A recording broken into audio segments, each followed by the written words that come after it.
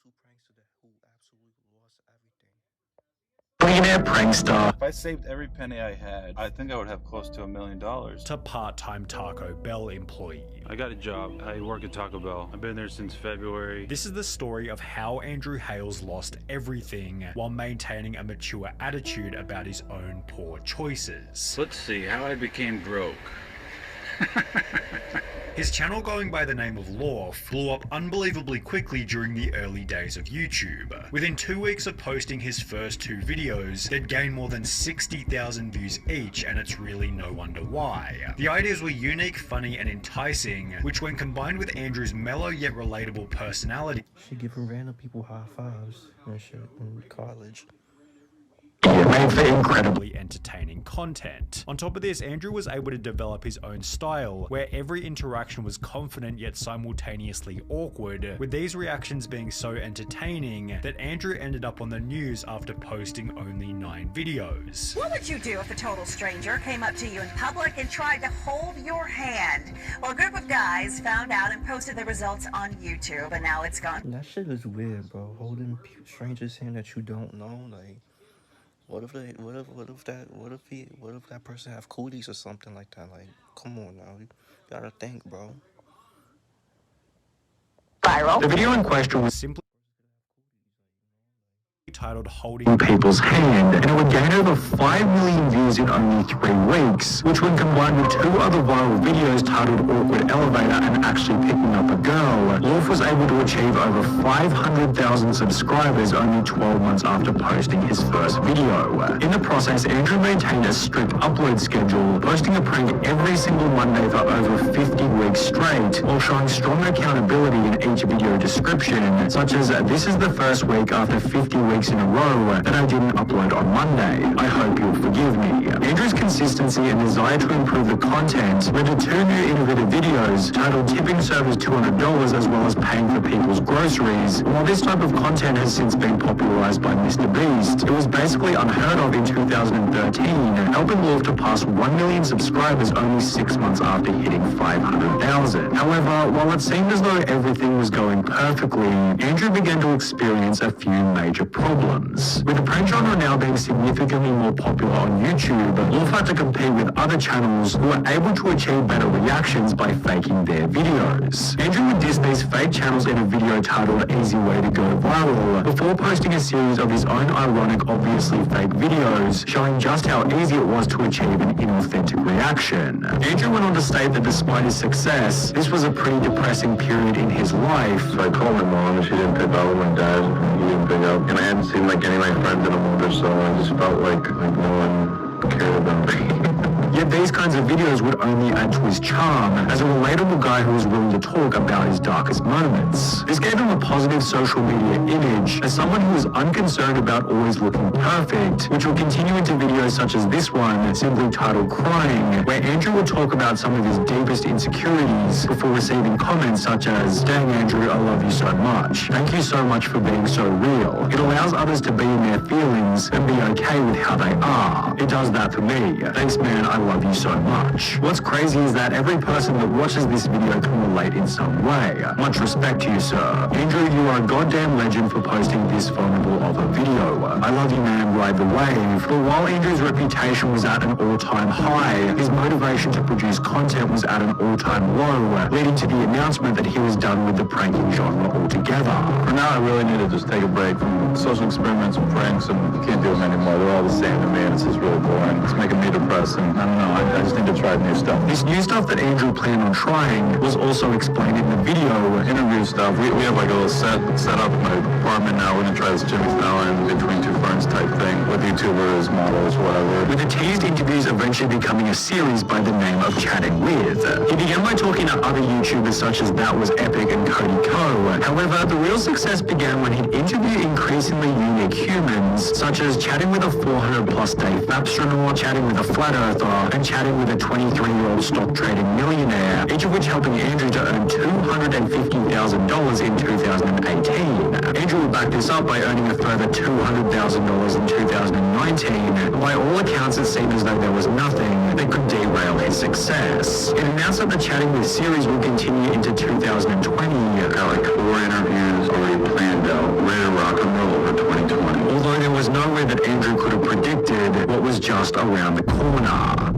I was doing this chatting with COVID, canceled like the first like 5 I had going into 2020, and so I had to like start walking and experimenting. As mentioned, the pandemic put a stop to the Chatting With series, forcing Andrew to experiment with various unrelated videos. He posed dancing, skating, and reactions, yet none of these blocked to the same degree as his content had in the past. When Andrew returned to the Chatting With series after isolation, each episode averaged only 50,000 views each, leading him to admit that the channel wasn't doing so well. The channel's been dying. I've been pretty lost this year. It's been a very humbling year, definitely. Which had been the partial result of a few poor habits. March, April, in quarantine, watching movies, smoking weed, drinking. It was awesome, but also depressing. However, in all actuality, Andrew's worst habit might have been overspending, as only 2 weeks later, he'd upload a video titled Credit Card Debt, in which he'd explained that he owed approximately $50,000 to the bank. Man, these credit card companies or banks or whatever, yeah, they really sneak up on you. And then, whoops, $200 a month of interest accruing every month. By this point, Andrew's channel was only gaining 1 million views per month, with no foreseeable increase in the quality of the content.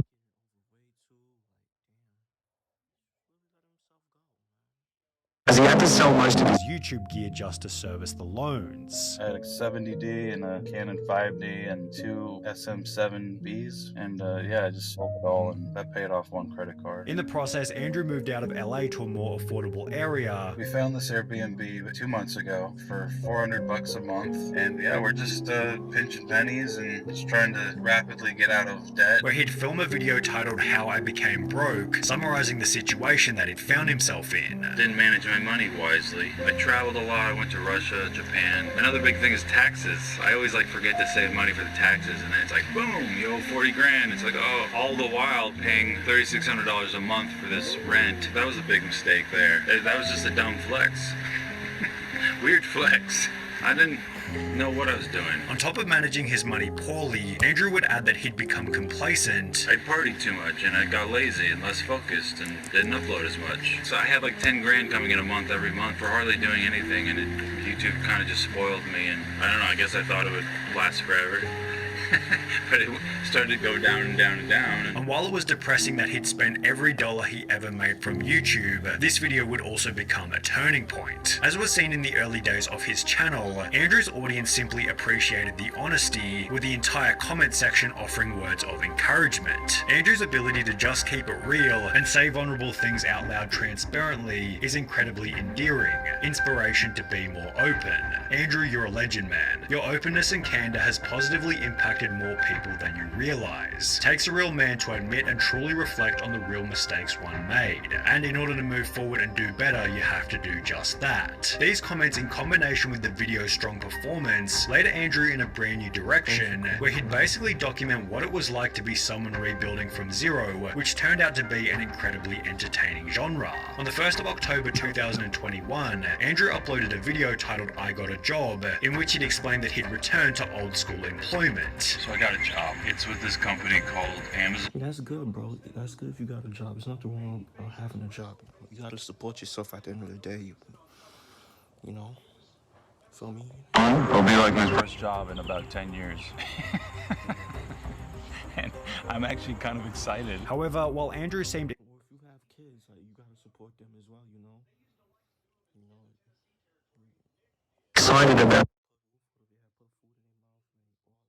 his new position at Amazon, it didn't take long before he was already talking about quitting. Like night 3, that it started to become less fun. Yeah, so I don't know how much longer I'm gonna last. It took only a month before Andrew confirmed his resignation. Yeah, Amazon's hard. I couldn't do it. After which he tried DoorDash and Instacart, yet the pay was somewhat disappointing. All in all, it took about almost 3 hours. I made about 22 bucks. Andrew knew what he needed to do. He had to return to content with a new successful series. Still need to figure out some kind of thing where I wasn't just shooting in the dark. I don't know, I had some kind of set thing. I'm still figuring that out. Taking inspiration from his Chatting With videos, Andrew launched a series titled People On, in which he went out on the street to talk about a range of interesting topics, one of which being people on credit cards, in which it's obvious that Andrew has learned his lesson. Do you feel like credit cards are a good or a bad idea? I think they're a bad idea because nobody's taught how to use them. I agree. The series is yet to rival his previous work in terms of view count, yet the idea has a lot of potential, with some of his fairly basic episodes having achieved almost 200,000 views. With a bit more effort, the series could easily do over 500,000 views per episode. However, until then, Andrew seems pretty content with his new position at Taco Bell. I got a job. I work at Taco Bell. I work the drive-thru. Wicked easy. Love my boss and my coworkers. It's all very chill. I work Wednesday, Thursday, and Sunday. It's just a side hustle. I'm still doing YouTube. Andrew even stated that this wasn't the first time that this kind of thing has happened. I've done this like 2 or 3 times, and then I just eventually get out of it and get rich again. So surely he'll be able to rebuild in the future. Okay, that's the vid. So yeah, bro, like, let me know what y'all think about this YouTuber, bro. Like, cause me personally, I never watched this video. I never seen his videos. But if y'all did, let me know what was your favorite video did y'all like of him, bro. Like, alright, make sure y'all like, comment, subscribe. Y'all know the vibes. We're just checking out you are.